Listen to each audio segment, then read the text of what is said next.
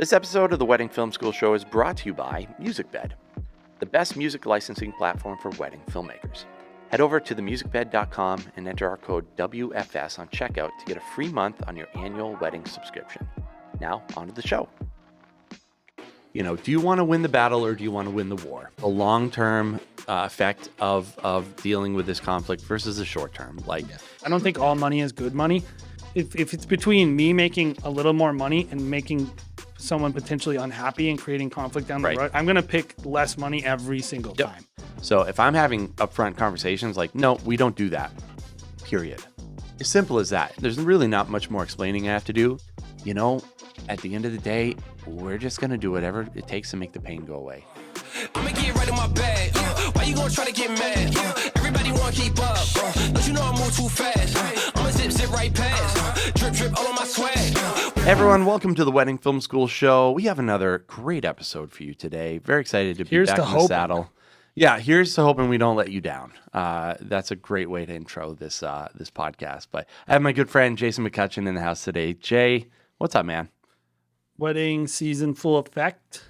Rocking and rolling. Looking forward to talking about this topic today, which is dealing with conflict. I think if you do this long enough, you're going to have either actual conflict or like the specter of conflict, like potential for conflict. And I really do feel like people who learn how to manage this effectively, it's one of the best ways to really determine their success. And people who can't figure this stuff out, who their ego gets all wrapped up or they're constantly getting into situations where they can't resolve any kind of conflict, it's pretty big determiner that you're not going to make it.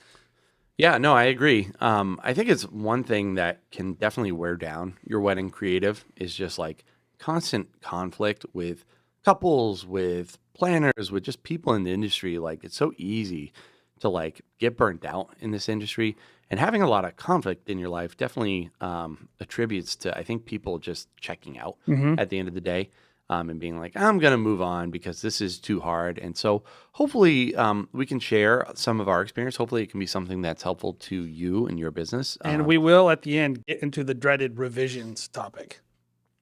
Right. So stay tuned for that. Yeah. So I think what we want to do today is dive into not only stories and scenarios that we've kind of gone through, but just an overall mentality on how to deal with conflict, how to approach it as a professional, so that you're prepared. Really, like if you don't prepare for conflict, you're just gonna react. Yeah, you gotta expect it. Yeah. So I am a person who is perfectly happy to have conflict if I think it's worth it. And I think you're similar, but probably more conflict averse than I am. You know, typically you're the one dealing with most of our clients. We maybe are 50-50 on planners, but kind of like, what's your basic like overarching kind of belief on conflict, and like, what's your goal when you could see it coming? Well, all I can say there to start is thank God for email, because email is like that great buffer of like, you get an email in from somebody and then you can go into your room and just scream and they don't feel any of that. But you get it out and it feels a lot better.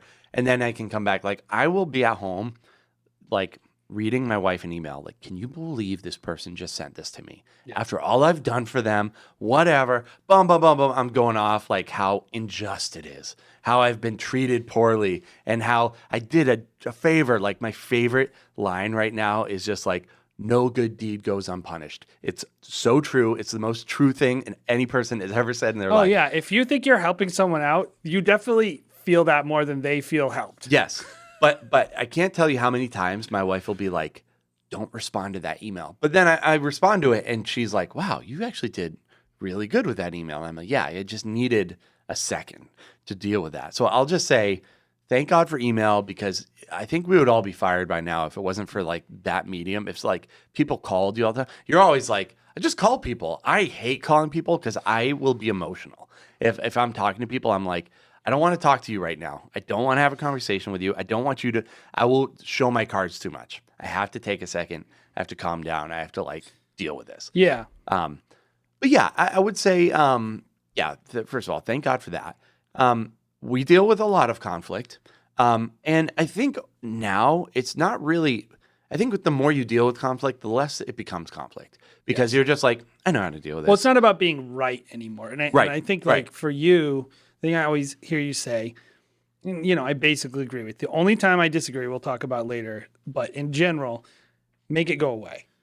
Yeah. Make the conflict Stop the go pain. away. Stop, because Yes. at the end of the day, like no one you're dealing with is your friends or family, in like the sense that like if you have conflict with your wife, right?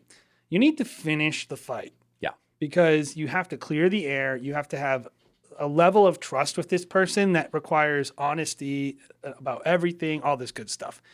Dealing with a wedding planner or a client you're going to work with one day in your life, like you don't actually need to get, like you don't need that level of trust. You just need each other. You need to like, they need to walk away happy and I need to walk away. Right. Right. There's so many analogies to this. It's like, you know, do you want to win the battle or do you want to win the war? Like the long-term effect of dealing with this conflict versus the short term. Like it might hurt a little bit more to just deal with a little bit of short-term pain, even if it means, believe it or not, saying sorry for something that you didn't do. Like that, it can just be like, oh, you know, I'm sorry you had a bad experience. Like, I'm sorry that this happened, even if it's not even your fault. Like, I'm sorry, this is the way that you're feeling about it, even though you know it's totally unjust. Yeah, and I think the thing I see in a lot of creatives, you know, having these like Facebook group conversations or whatever is like, you know, can you believe how unjust this is? Can you believe they don't respect me? Can Right. you believe they don't something about me? It's always some like emotional thing, and it's not just a matter of like, well, yeah, you're right. Like I'm always like, I'm right in this case. And actually having a business partner like you and having a team to be like, am I wrong here? And having someone else be like, you might be a little bit wrong. And I can be like, okay, let me just get a good perspective on this. But most of the time you're like, no, you're right. But like, let's just get over it. Let's just deal with that. Like, because if I'm being hit with an email that I'm like, this is so stupid what this person's saying, you can just be like, yeah, it is. But like, you're not emotionally entangled in it like I'll be. Like, you can bring me down to earth. At the end of the day, like, we're running a business and there is a such thing as good conflict, especially with an ongoing partner. Someone who you're going to work with consistently, you might want to have some arguments from time to time, but because it will prevent future arguments. And that's, to me, the only time to really have an argument with someone. But in general, in this industry, any fight you have with someone that escalates to the point of like a fight. Now there's potential conflict, but like some of the stuff we're going to talk about today maybe would be better described as potential conflict. Yeah. But you don't want to be having like arguments with clients, planners. If you're in that situation, you've kind of probably broken a few of these things. So we're going to break it down into 4 kind of areas of wedding planning, and interacting with clients and interacting with partners, and areas where we see conflict the most, which is in sales, in the wedding pre-production, like before the wedding, you can have conflict. On the wedding day, there's potential for conflict. And then, of course, after the wedding day, when you deliver the film or you haven't delivered the film yet, but they want to know. Like those are, I think, like you're kind of like walking into 4 different kind of arenas of types of conflict you might have with different types of people. And so I think we'll break it down that way. And so why don't we start by talking about sales? You know, someone's reaching out to you in the inquiry process. And there's, I think, a couple of very specific types of conflicts you can have or potentially have with different types of people. You know, I'm always reminded of, you send someone a contract, right? And they like don't like something in it, or someone even like that. I don't really feel like we get this question too much, but you'll see people all around. They'll say like a couple will say like, this is a potential conflict. Why am I paying so much for a 4-minute video? Like little things like that happen in sales that can become a weird turnoff to the couple or the people that you're having to work with. Yeah. I mean, there's a lot here. And I would just say that this is probably the one area that I don't really mind conflict as much as the other areas. Because in a lot of ways, like this is where I'm going to stick to my guns the most, like probably through the whole process, because you're setting expectations for the entire process here. So if someone can twist your arm here, they know on the tail end they'll be able to twist your arm there too. So if I'm having upfront conversations like, no, we don't do that, period.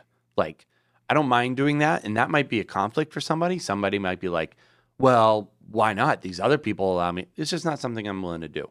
Like, as simple as that. There's really not much more explaining I have to do. Like, we've created a certain demand for ourselves. We have a certain level of product. And this is the way we do things. If you want to have this experience, like, and so I'm probably the most inflexible and the most tolerant of conflict in the sales process. I think it's very critical with the clients. I think with your partners, and we'll talk about wedding planners specifically because I think there's a little bit of a difference with them.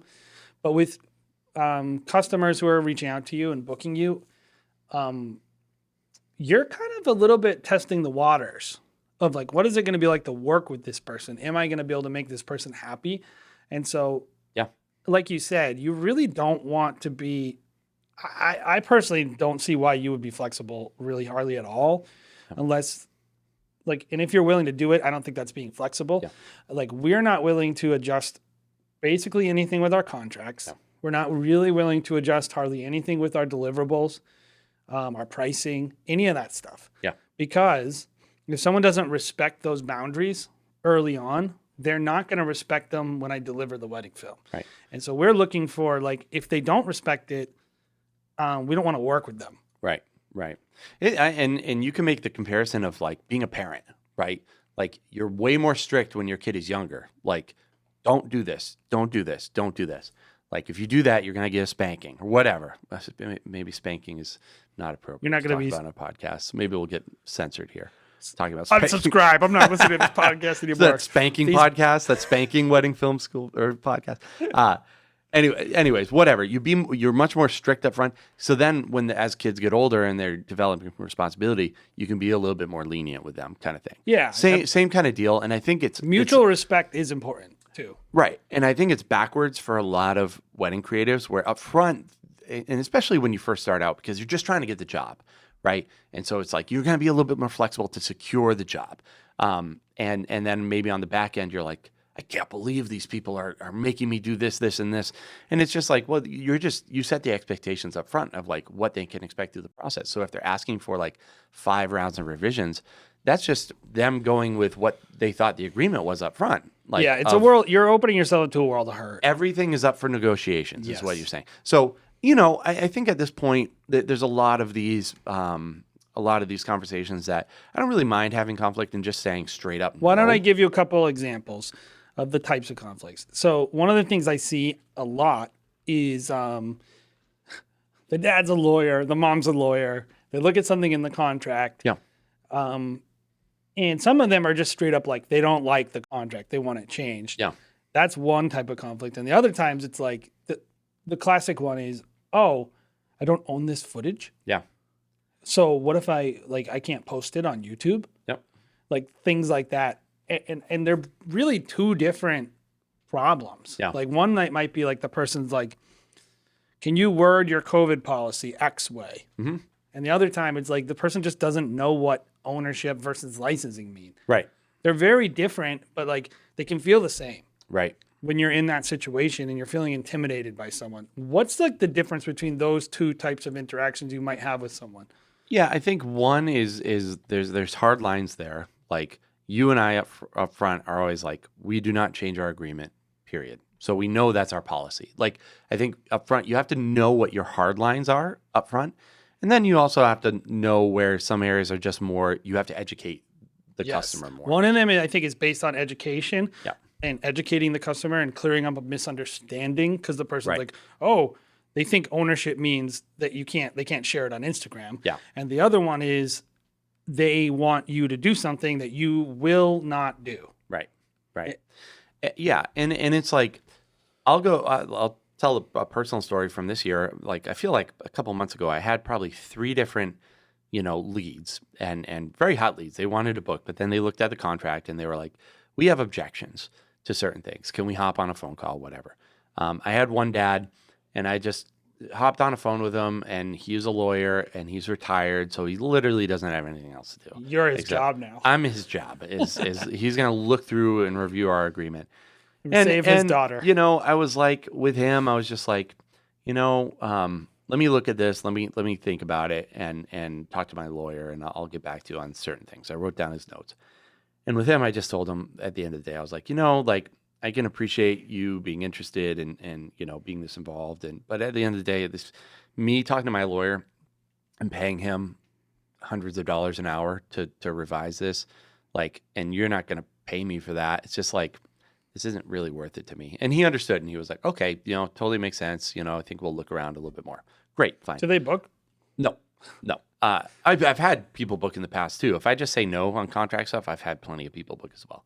I've had more so people book if they're like, can you bring down the price? And you say no, people will still book you almost 100% of the time. Yeah, because you can't fault people for asking. No, and you I will but say this when it comes to conflict. Yeah. If you're thirsty, your anxiety level is going to be elevated, and you're going to do things that are stupid, either by having arguments or offenses or just making compromises you're not willing to make. So don't be thirsty. I had another guy reach out for our lower tier product, and they wanted it. And, this guy. And he was just like, hey, we're concerned about this part of the contract, blah, blah, blah. And I was just like, yeah, we don't change our contract, unfortunately. Sorry if this affects you guys, but just it's our policy that, we have a contract that we think works and a lot of people like it. And that's what we do. And he was like, I just don't think it's fair that this, and this, and this. And I'm like, don't talk to me about what's fair. I'm not working for you yet, dude. What do you mean? What's fair and not fair? It's like, this is a product. You buy it or you don't. Don't talk about what's fair. I didn't say that, by the way. But I did just say, well, if I'm going to do all the things that you want, that means that I have to talk to my lawyer. I have to pay him a certain amount. And you're only spending $2,000 on this. I'm going to have to spend $300. It's just, it doesn't make sense numbers wise. It's just not even worth our time, talking about this really at the end of the day. And he was so offended over this $2,000 product. And I'm like, dude, I mean, you can be offended, but just me being willing to just be like, dude, that is the nicest thing I could say to you is it's not worth it to us to work for you because you're requiring the price margins here are already razor thin. You prevented future conflict. Right. Because I exposed them as hey, these people are going to be super high maintenance through the whole process. And me just being like, yeah, you're asking for these things that are actually, I could have been like, these are unreasonable things for you to ask for at this price point, and it's not worth it to me. Well, I was just like, what you're actually doing for that person. And this is what you need to realize in sales. You don't want to book everyone. If your belief is, I need to book everyone. And by the way, I do understand if you're in a place financially where you literally are every single lead you could book is a big game changer for you. Yeah. I'm not going to criticize you for compromising here. I do think you're going to be in for a world of hurt at the end. And so don't complain when the person's a pain. Yep. But the goal is to get into a place where you don't have to work with people who don't respect your boundaries. Mm-hmm. Yeah. And that's what we're going for. So, and that's kind of our frame of reference. If you're listening to this and you're like, oh, easy for them to say, that's kind of true.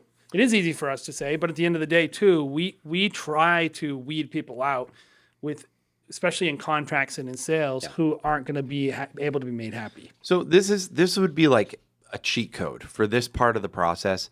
I would say when it comes to anything contract related, personally, of course, make whatever decision you want. I don't mess with the contract because we paid for that. I pay my lawyer, and it's not what I'm good at. So I don't want to think about it for more than 2 seconds. I have my contract. It's good. It's fair. 200 people signed it this year. So there's obviously something that works there. And I've never had someone be unhappy with what they got. And never had issues. I could literally just say no to you, and someone else is going to book your date at the end of the day. So I'm not going to deal with contract stuff. It's just not something that's worth it to me. Where it comes to pricing and packages, we are very firm on price, but we're very flexible in terms of packages, if that makes sense. So someone could be like, hey, within reason. This is the way I explain it is someone who's like, hey, our budget is $5,000. but we want certain things. I say, well, we can do this package, and then you can add this, this, and this. That brings you to right around $5,000, maybe $100 over or whatever. But that's where we are, and so people are like, okay, So I am flexible with packages and what they order, and what they can create on their own. Yeah, more so we're flexible with how we package, Yeah. not so much anything having to do with we're never going to give you something for less than someone else paid for it, but we don't mind reconfiguring things so that you're getting the value that you want out of the package. The price is the price, but we can be flexible in terms of what you're receiving. Yes. So you just give people more options and walking them through, and so that's a big part of the process for us is like just having other options at the ready to like solve people's problems for them. Yes. Like one thing that we do is like I'll tell people like, hey, I know you want this, this, and this. Maybe you just start with this, you see what you like, and then a year from now, you see if you want to add that ceremony edit. What do you think about that? Oh, we can do that. I haven't talked to another videographer. Or who does they that. start talking about money. We say, hey, what if we break it up into 4 payments? Break it up into 3 or 4 payments. Like you just, so you're still getting paid the same amount. You're just giving people outs. The key for solve you problems. when you're dealing with conflict is, I remember reading a book called The Ultimate Sales Machine. It was really helpful to me because they say like a good salesperson doesn't take no for an answer, but they also have super high customer empathy. Mm-hmm. And I think trying to if you're an ego-centered person who's always offended and always looking to be slighted and really bothered by that, you're going to have a hard time with this.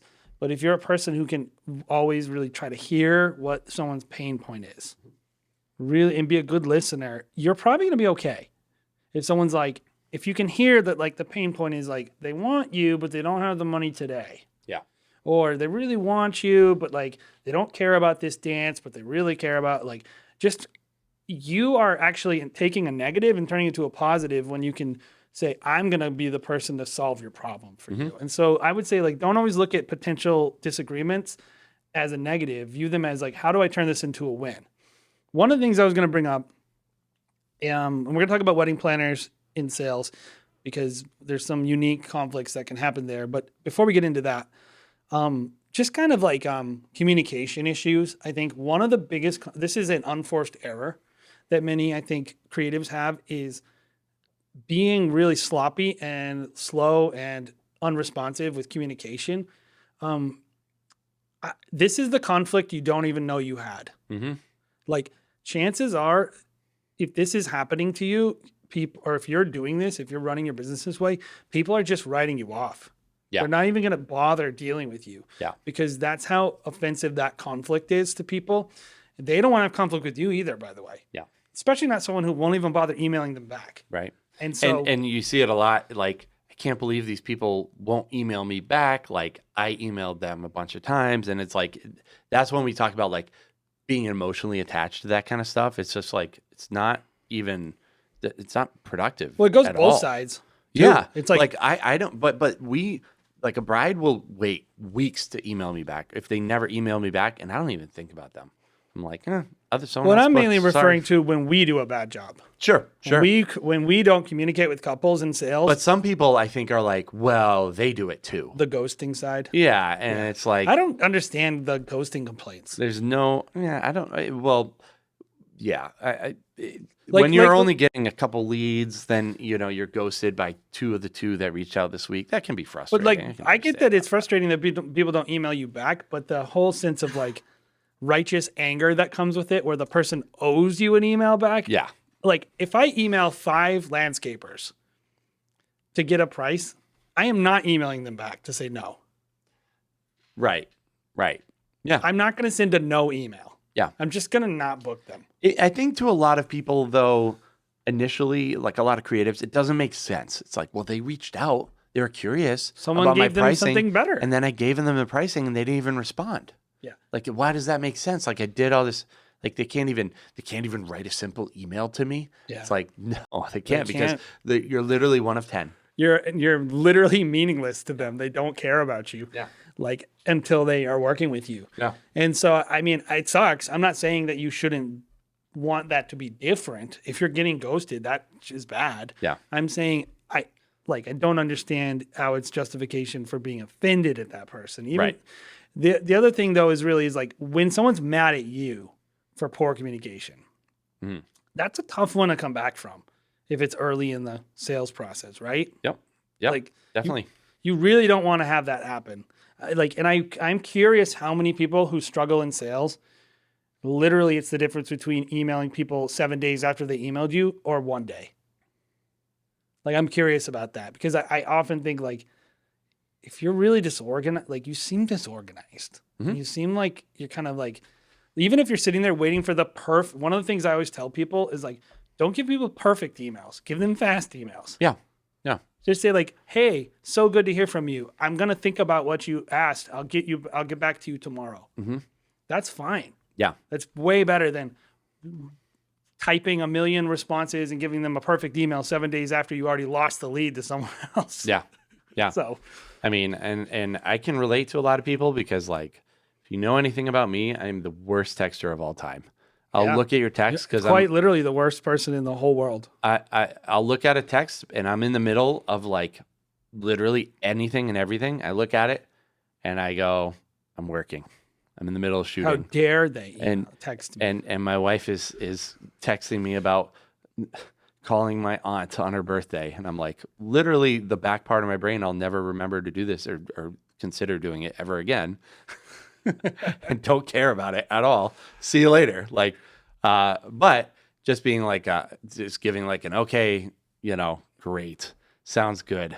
Just or you know what I love is the little just thumbs up on the text now. It's just That's great. I do that to everything. What was- Anything comes in, I just thumbs up. Just think of now. it this way: the way that or filmmakers feel about being ghosted, Mhm. which I think is unjustified, I think is totally justified for wedding couples. Mhm. Yeah. Like, if you reach out to someone and, like, you got money to give them and they literally don't even care about working with you, it seemingly, that is offensive. Mhm. And it's frustrating. And so don't do that. That's Yeah. a conflict that's hard to come back from. And I would say it's a lie to think that, like, well, if I'm not emailing them back, they must just think I'm, like, really important. They're not going to assume that. They're just going to assume that you're disorganized. No one in the world thinks a wedding planner is important.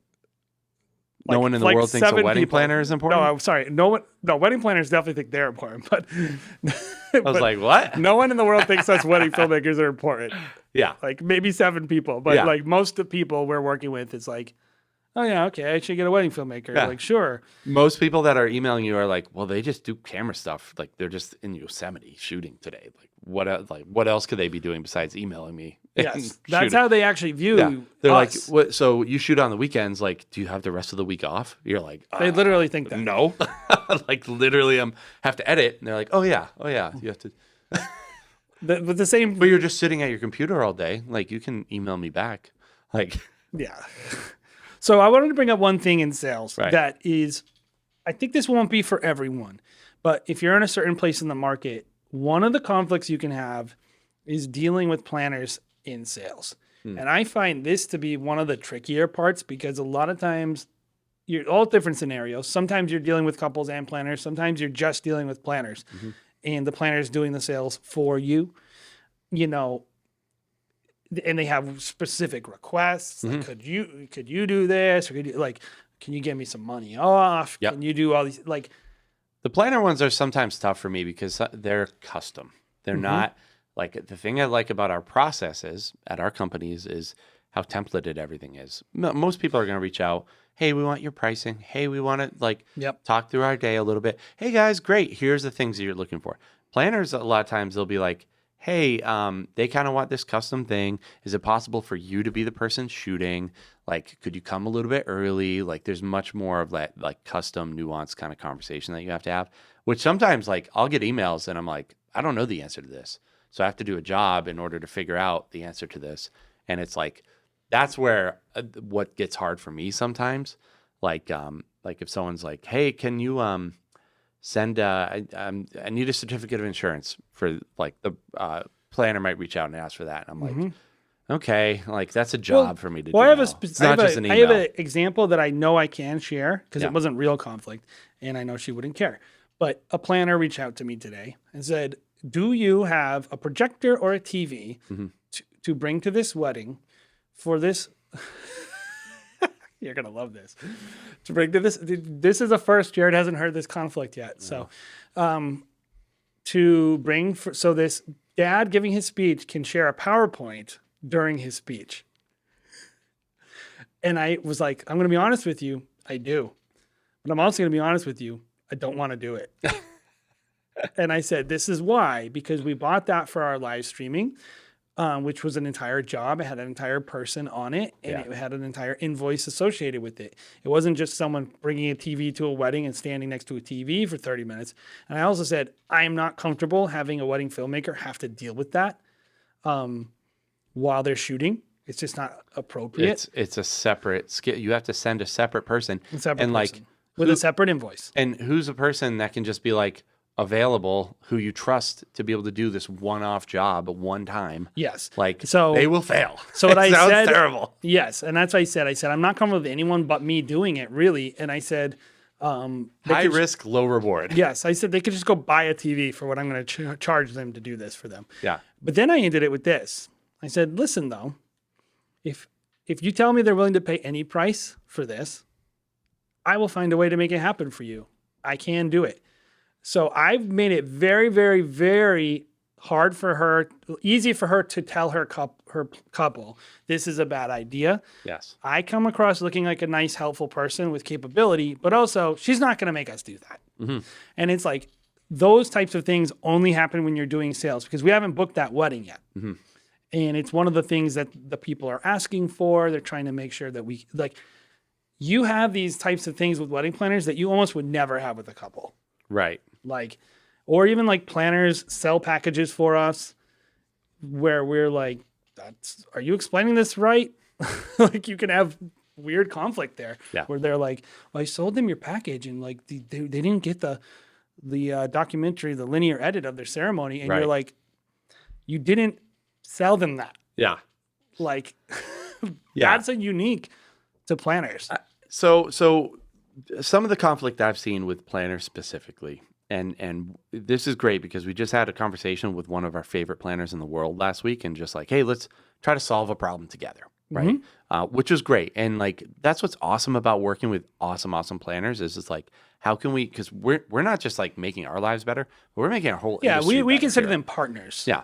And you work with them on a regular basis that you're like, the next time we are all doing this, how can we all make this better? Like that is like a professional response to like just being a pro. Oftentimes it has to deal with packages.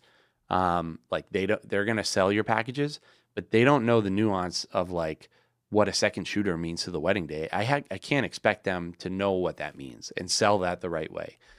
So once the wedding day comes, like the couple might be like, oh, we want to get the groom getting ready. And it's like, well, he's getting ready like 20 miles away. Like, how is that supposed to happen when you just booked this package? Like, you booked the wrong package. Like, if I was there. So a little bit of that. Should have booked a second shooter, you know? Should have booked a second shooter. Also, a lot of planners do not like CRMs and they don't want you really talking directly to their clients, sometimes maybe. they don't want you talking to it. They want to be that kind of like intermediary, which is understandable. So there's a lot more. It's a totally different game. It is. If the more you sell with planners, I was talking with like I bring him up a lot because honestly, he's one of my go-to. Like his context is so different than ours that I really trust him. I was talking to Lindsay from LaRev and asking him some questions because he's mainly dealing with planners, and his entire package is structured in such a way that planners can't screw it up. Mm-hmm. Because that's the scenario he finds himself in. So again, that's another way to deal with it. Is like how that's smart strategically setting up your packages in such a way that the planners you work with have an easier time selling it and not getting you into trouble with clients down the line. Right. Whatever you do, just know if you're selling through planners or alongside planners, like either they're hopping on the sales calls with you or they're just saying, hey, I got a wedding for you this day. I'll send me a contract. Mm-hmm. That happens to us a lot. Yep. We had a wedding planner send us 5 dates earlier this year. Yeah. Book me for all 5 of these dates, please. Thank you. You know, you could have weird stuff. So that being said, you sell it and you get the job. At that point, you're dealing with a client. Yep. And I think the relationship needs to change because you need to start moving into the mode of as much yes as possible Yes. You Like- turn into a yes man or woman. or whatever. Yeah. So I think before the wedding day, there's not a ton of conflicts that can happen. But I will say there are those couples, right, that are just a little over communicative and they want to send you way too much communication. And Yeah. you're kind of like, we don't need it. I have nothing else to say to you. The person who's like a year and a half at a time, they're like, and then we're going to be coming down the river on a boat. And then I want a drone shot of this. You're like, you're a year and a half away. I'm dealing with this weekend. I just had this idea. yeah. And You're like, oh, geez. No. that is a potential conflict. It doesn't seem like it, Sure. but if someone sends you an idea 18 months before their wedding, Yeah. they are serious about that idea. Yeah. I want to talk about that threshold that we just kind of glazed over really quick, like the one where it's like, okay, they are now your client. And the way I see that person is now like they can write a bad review for you and it can stick. Beforehand, when they're just a prospect, if they write a bad review, they're like, their contract was inflexible. Most of these sites, you can just be like, this isn't my client. They just don't like They my didn't prices. email me back. Like whatever. Like I don't have a contract with this person, and they're gonna eliminate it. Once you cross that threshold of like they have a contract with you, now like they can write a bad review for you potentially. So like that's the way I see it. Is like this is a potential good or bad review. So I want to make sure I'm doing whatever it takes. Or they can tell partners that you care about Yeah. you're a pain. There's a lot of things they can do. I want to do whatever it takes to make their experience fantastic. So that's when we do turn into yes man. And like my clients, I'll fight for my clients. Like I'll fight them with themselves. Like I'll just be like, look, like I don't think you want this because it's going to make this harder for you. Yes, this is what I was going to say. Exactly. This point, it's all about creating as much clarity and expectation as you possibly can. Like if they say something that you can't gloss over things with people. If you hear, I remember talking to a client recently and I get on the phone and then the mom comes on and I can tell that the mom's idea of what they bought was very different than the daughter. Yes. And so I addressed it right there on the phone. I'm like, okay, just so you know, we're not really able to do what you're wanting with what they got. Yes. And I just want to clarify that with you. And then I'll tell, but I always am going to say, but here's a solution. Mm-hmm. And it will cost this much money and it's up to you. Mm-hmm. And that way, and usually they say, no, actually, I'm fine with what I got. I understand that we're not going to get X, Y, and Z. Yep. And that's cool. But I know for a fact when I deliver that film, they're not going to say, where's the footage of the guys hanging out? Mm-hmm. And because I told them on the phone, actually, we're not going to capture that. They're 30 minutes away. Actually, they didn't pay for that. I'm not going to walk around the reception and ask your guests to talk to the bride and groom. we're not going gonna to do interviews. We're not going to do interviews because you have one. You only bought one shooter, and even if you bought two shooters, I'm going to make you buy a third videographer for that because that's a hard job that no one wants to do. First of all, whether you're a shooter or the person who's going to be in front of the camera, no one wants to be a part of that. Most of the issues here are education based. Right. Like you can tell Totally. someone like I've had 3 people ask for these interviews, which if you do them, fine. I hate them. I don't want to do them. And it's easy for me to get out of doing it because I say to them, this is not going to work because your space is going to be so loud that, and also I tell them I've tried to do it in the past. Guests never want to go. Almost never want to. Yeah. do it. I'll say like, okay, at one point in the day is it? So I usually tell people like, I'm more than happy to do it. We'll send another person. I'll charge you an extra $1,500 to do it. I'm happy to do all that. Like we're going to do our very best, but I just don't want you to have to spend all this extra money and us to have interview 3 people like that. yes. That can happen. And we very tell easily. people this is why It's out of our control. we're advocating for you to not waste your money in this way. Yep. And that might be a difference with us is like we don't take every dollar on the table. I don't think all money is good money. I think like there's if it's between me making a little more money and making someone potentially unhappy and creating conflict down the road, I'm going to pick less money every single time. Of course. And I think, and then I do think there's communication things that can come up before the wedding. Like if you owe it to these people to respond to every email. Mm-hmm. Yep. Like, even if it's like, I had this dumb idea where for this dumb thing that you think is totally ridiculous, saying like it literally, oh, make sure you capture me stepping on the glass after we get married. Make sure you capture him stepping on the glass. Of course you're going to do that. Right. But you just say, Yeah, of course. Yep. And understanding that people's assumptions are going to be different before the wedding, leading through the whole process, really. But like before the wedding, some people might be like, okay, so we'll see you on the wedding day. Other people 3 months beforehand are like, are we going to go over the timeline? Like they're freaking out. They're like, I can't believe we haven't talked about this 3 months beforehand. You're like, you still have 3 months. It's probably your timeline still could change. Like your photographer could be like, let's change this up a little bit. Like how many times does that happen? And we're not worried about it. So we being overly communicative, like being like, hey, 2 months beforehand, we're going to send this out. We'll have a conversation a couple weeks beforehand.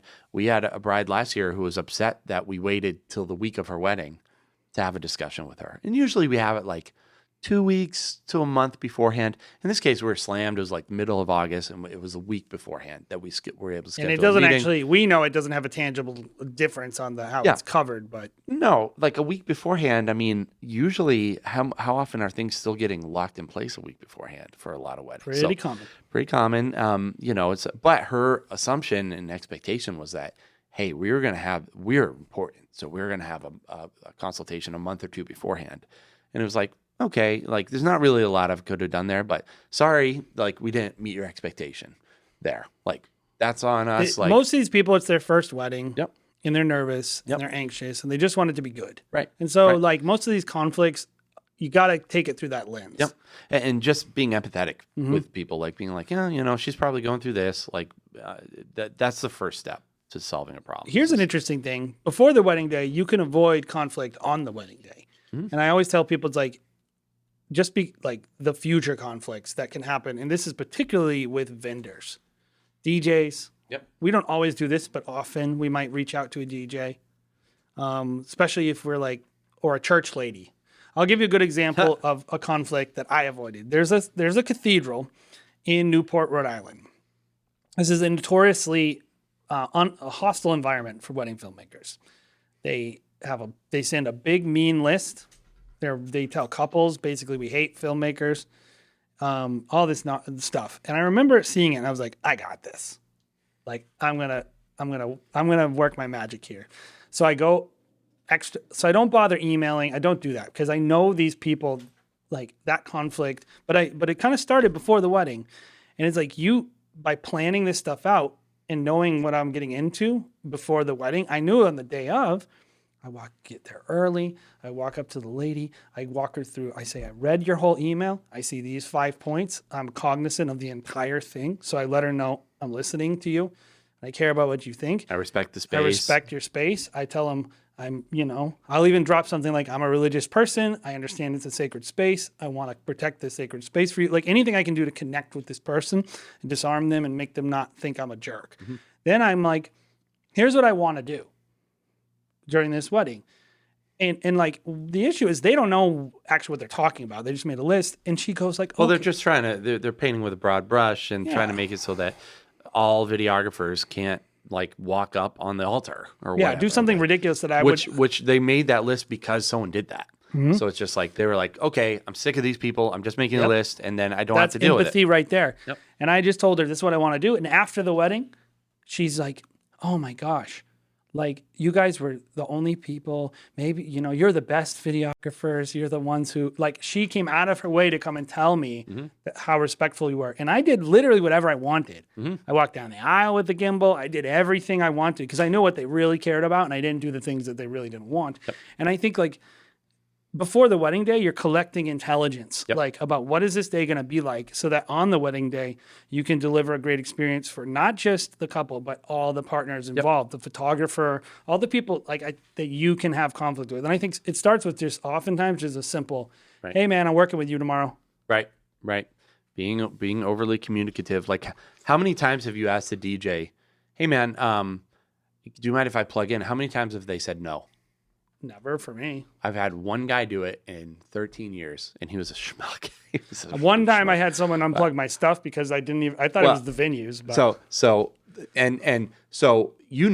that most of the time when you ask a DJ, they're going to say yes. That doesn't mean you just plug into all their stuff, right? No. Like you should still be asking him, even though it's just being courteous and avoiding conflict, being like, hey, that's man, what most people are set off by. Is just when you come across as totally uncourteous and like just a quick little like Entitled. Yeah, you can't come across that way. Yeah. Like, I know you're going to say yes, so therefore, no, it doesn't work that way.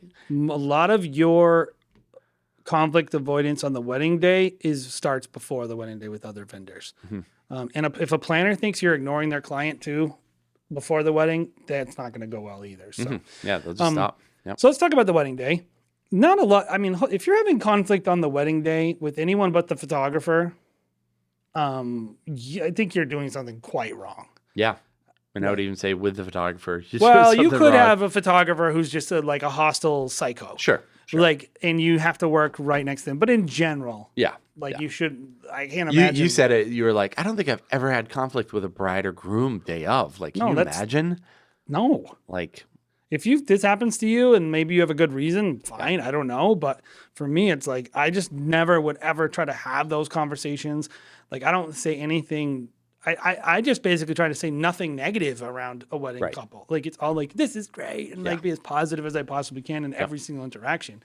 So like, I don't really know. I don't deal with conflict. I'm sure someone has, but I don't really have a lot of tips because I've never really had it happen. We've had minor conflict with photographers. Maybe they don't even know it, but in my head, I'm having conflict. Maybe a planner. Not that I can really remember. Maybe a little bit with, like little things like planners saying, turn your lights off. Or I had one planner who spent a lot of money on a lighting person in January, and they were terrible. They were really bad. And I had my lights up, and they were like, hey, I know that you have your lights up, but I just feel like it would be really disrespectful if you had your lights up, and we paid a lot of money for this this lighting guy. I was like, okay, could we move the lights in a way that doesn't look terrible? I said it in a nice way. I was like, can we make it so that the light is actually hitting them? Can we actually light a subject with the lights? Because they're in the darkness, and I don't care what you're lighting over here, but like over there, they're sitting in a pool of nothing. So that's why I want my light on them, because I need to see them. So can we do something? And they made it look good, and then they changed it again. I was like, dude, like they just. So I was like, can I turn it back on? She's like, no. And I was like, I kind of had to bite the bullet there, because I was like, I like the planner. But I was like, that's probably the most conflict I've ever had. I can and tell she you, knew I was kind of annoyed, but I think she respected the fact that I respected her. 2 weeks ago, I went to a venue. Yep. The guy goes, you can't come in here. And I was like, why? Yeah. Like, you're the film videographer. We, as a courtesy, allow the photographer and the couple to come in early. And I'm like, what are you talking about? So they literally made me sit on the sidewalk for an hour and a half. And I told her, I'm like, I don't understand this, but okay. Yeah. And then, so she knew I was annoyed, but I was like, I'm not going to escalate. Yeah. So then I do what she says. And then I walk in, and they're like, you can sit in the basement. So I sat in the basement and waited, because it's like just arbitrary time they let filmmakers go up. Literally, there's 40 staff up in the room setting this place up. Yeah. And I'm sitting in the basement looking up through this like thing at these people. And then I'm like, hey, when can I set my stuff up? I just want to tell my assistant like what the plan is. She's like, what stuff do you need? This is a venue person, by the way, not the planner. What stuff do you need? It's at a museum too, so they're like protecting the sanctimonious, like hollowed halls of their museum. And like this person's like, I'm like, tripods stuff. She's like, you can't set up tripods.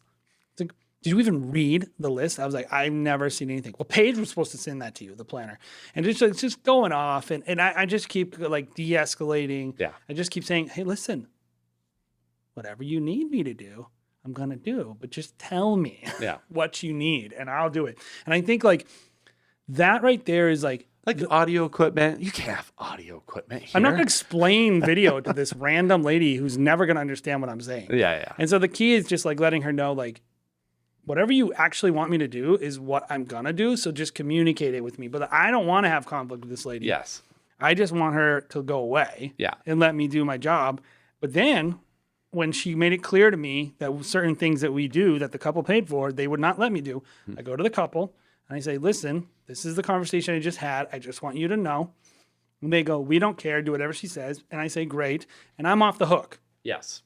And that's the point, is like, I didn't have a fight with anyone, and I didn't set myself up where the couple's like, what is this? Yeah.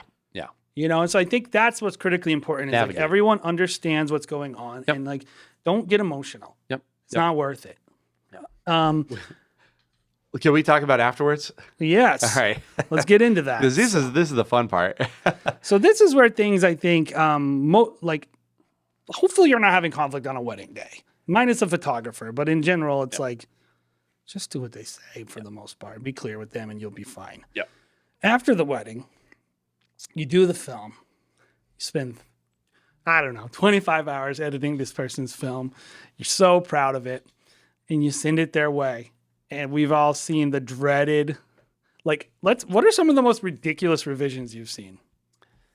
I mean, ridiculous revisions. I don't know. A lot of it's just like, I don't like my face from the side or whatever, but like, that stuff happens. But Yeah, then- so no, I guess not too ridiculous. We did have a person who was like a while ago, be like, I thought in our teaser, I thought we got drone coverage and there would be drone in the teaser. We were like, there was. There was drone in there. There was 2 shots in there. Oh, I didn't see those. Yeah. Okay. Then why are you coming off so hostile? Like, we did a really good job for you. This is a great teaser. Like, why are you being so hostile? But, for no reason. I don't know. The feedback I love is when they expected you to know that this person who you put in the film, they hate now. Yeah. Those are fun. And it's like, those are understandable. They are because understandable. It's like, how was I supposed to know that? How are you supposed to know that? Let's just solve it together. Yes. And so this is a lot of times where I'm like, at the end of the day, we're just going to do whatever it takes to make the pain go away. We had a conversation in our bullpen the other day. Caleb, our lead editor's like, are we making revisions to teasers? Like, we've never done that before. People just accept the teasers. Like, they've always done that. But lately I've had 1 or 2 people be like, hey, like, I want to change this in our teaser. Like, they send a list of I think that's revisions. more indicative too of like the serious, like teasers are more of a serious thing now, as opposed to like a weird throw in. Yep. They used to just be a little add-on now, but it's not even, it's an exception to the rule still. Mm-hmm. Like, Yes. and so when it's an exception to the rule, I'm just like, let's just make it go away. We're just going to do it. Let's just do it. Like, yeah, it's unjust. Yeah, we tell people we don't do any revisions. After all of that, if someone wants revisions, don't tell anyone, but like, I'm just going to make this person happy. Like, at the end of the day, like, I'm going to do whatever it takes because I know it's just like, Caleb's going to go in there. He's going to work on it for an hour and change out a couple shots and like make it feel a certain way. And it's done forever. And they're wicked happy. You do it the same day. They're like, you guys are amazing. Thank you. You take an L and you turn it into a W easily when you just are accommodating things that really don't hurt you. The couple will be like, a lot of times, they might even be like, I know this is ridiculous what I'm asking this person, but I'm going to put on a front. Like, we want this done. And when you're like, okay, yeah, we just did it for you. Here you go. Oh my God, like they actually did it. Well, like, how much of a good experience is that for somebody? Like, that's what we can give to people. There's really like, I think knowing how far is too far for you is important, And I remember we had a couple or a bride who there was a lot of things she didn't like about the film. Most of them had to do with her. Oh yeah. And how she felt about herself. And it wasn't that we cared that she wanted these things changed. It's that like, actually you really couldn't do exactly what she was. There's like not enough footage. Right. Like we couldn't literally make a film. They were like, I remember that one. They were like, well, we feel like the film is a lot about the groom. And then you watch the film and like she wanted less shots of her in it, but then also And wanted more it shots to of feel her. more about her, the film to feel more about her. But then the speeches, they had this long-winded, even like her dad gave a speech about the groom that was way longer than it was of her own daughter. Like the daughter part, he was like, yeah, you're an a-hole, but I love you. Yeah. And that was it. That was like the part. So it was like this small part. So we really just didn't have it. And we were just able to be like, well, these are the assets that we have. This is what we're thinking. Like, Well, these you is where we can't can make do a it. film that has more of a bride and less of the bride. Right. Concurrently. Right. Like we know that's because when I'm hearing this person say is I feel uncomfortable. Yes. I feel self-conscious. And like I can empathize with that. Yes. I can't do what she wants though. Right. And I can't edit films in perpetuity. So I think having an hours limit in your brain, even if you don't tell someone, but an informal policy that like I'm totally willing to do 2 hours of revisions without even bringing up a conversation. Yep. If we start moving into a different realm, because what we will tell someone is we're happy to do this for you. like a song change. If somebody wants their entire song changed, we might internally have a talk like, can I get away with doing this with like not a lot of changes? Yeah. Which And by the way, up front, I tell people like, if someone's asking me about our revision policy, I'll be like, like we don't do revisions, but like little things, like if you want shots swapped out, we're going to do that for you. We're going to make you happy. We're going to do whatever it takes.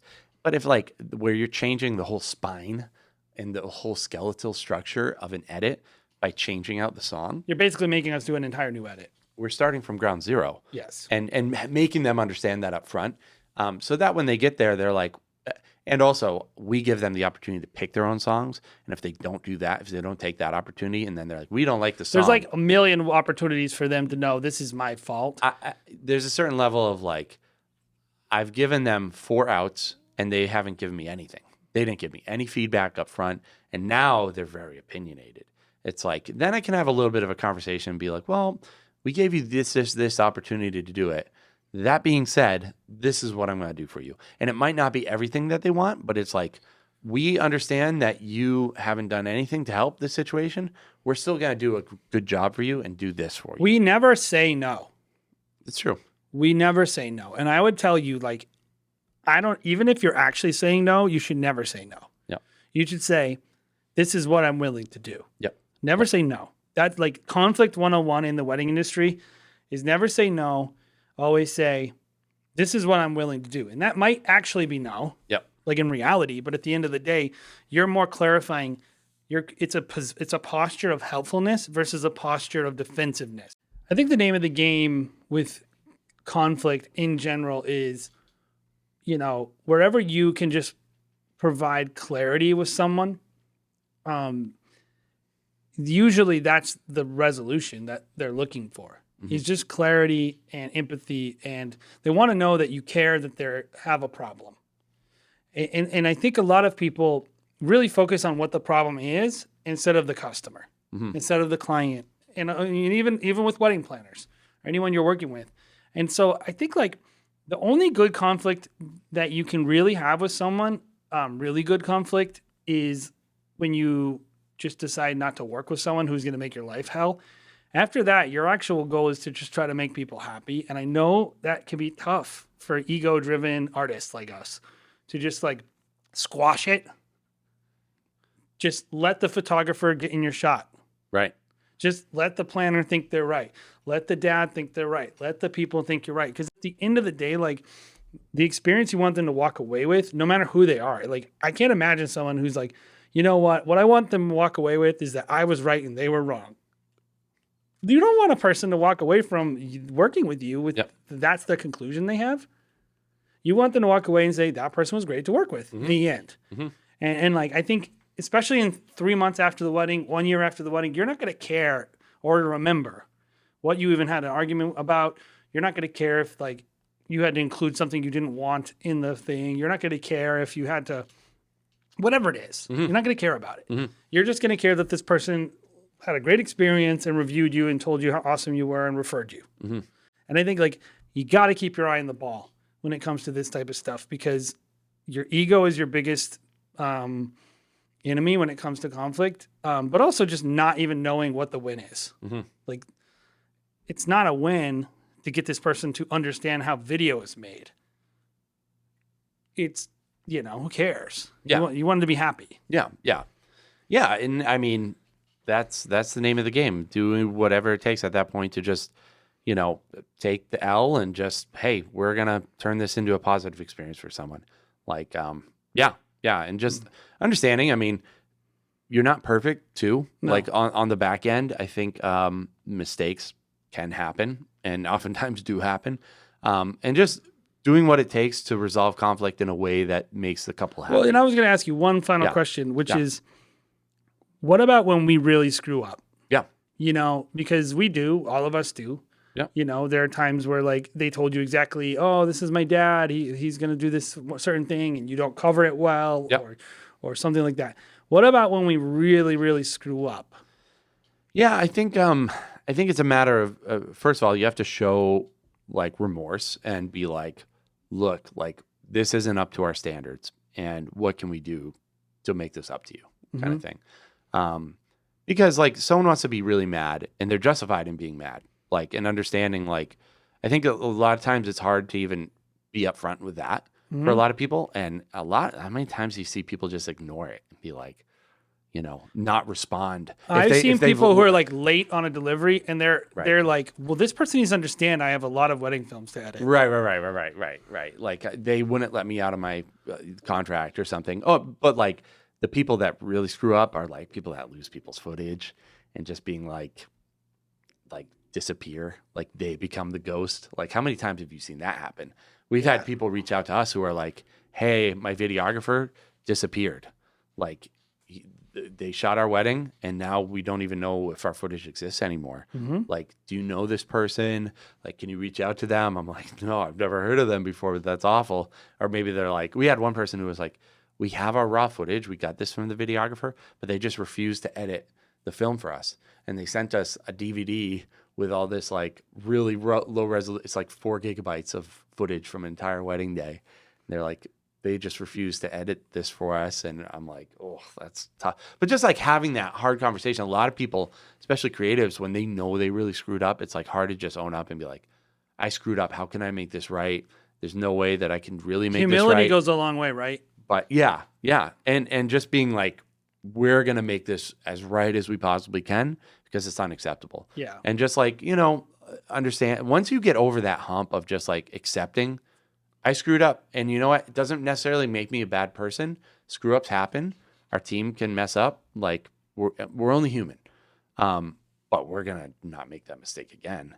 And like, if we do, like heads are going to roll on our end. Like there's going to be problems. Like we're going to solve those problems. I mean, learning opportunities are really important. And so like you're going to have screw ups, especially if you're new in this industry, you're going to do things wrong. Yep.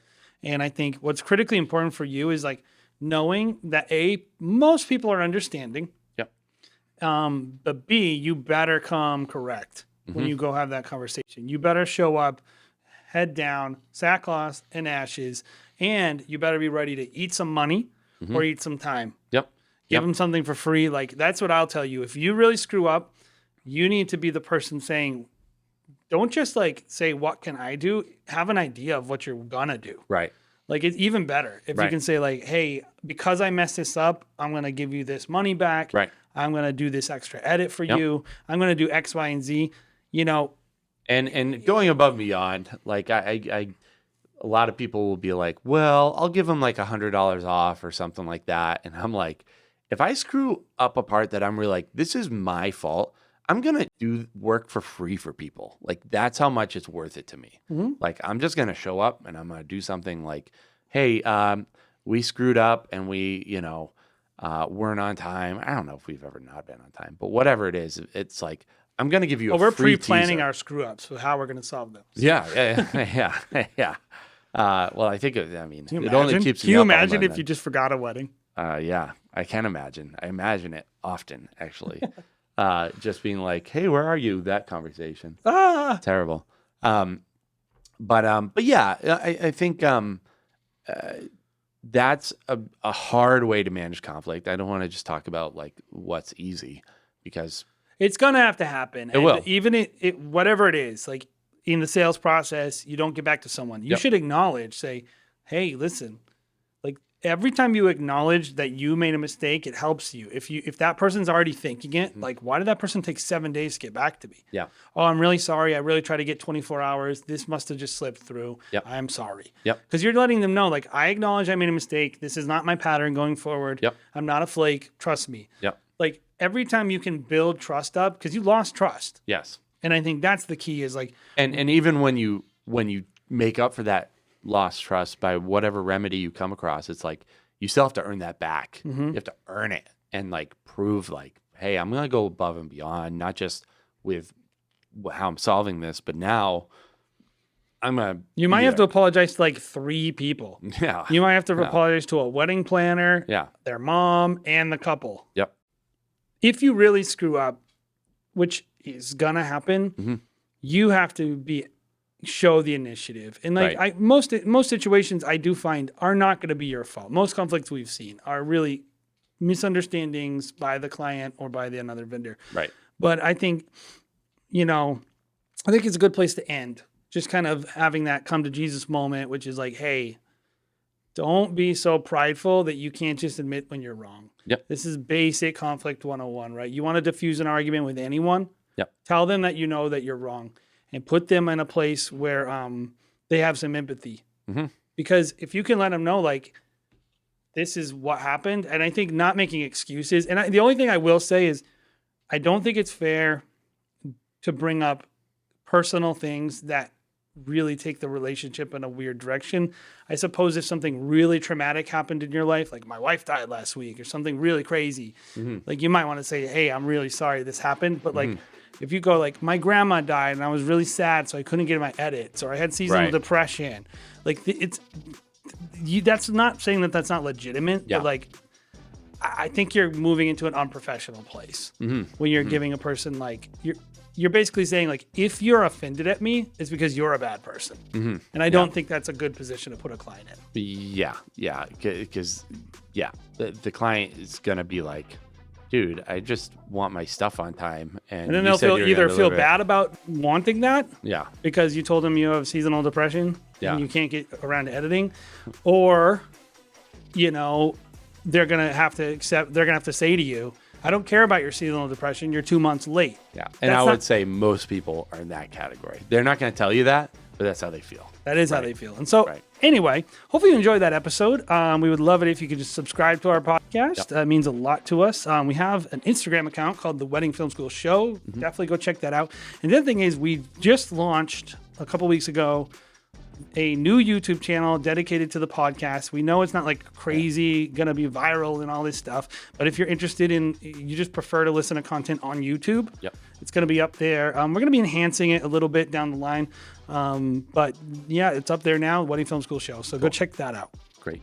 Yeah, guys, thank you for listening to this episode. I would also say, check out the Facebook group, get involved, ask questions. That's a great place to do that, as well as check out Jason's coaching sessions. That's something that we're also offering here at Wedding Film School. Head to our website, weddingfilm.school. Yep. Click on the coaching link. Cool, guys. We'll check out all those things, and we'll see you again next week here on the Wedding Film School Show.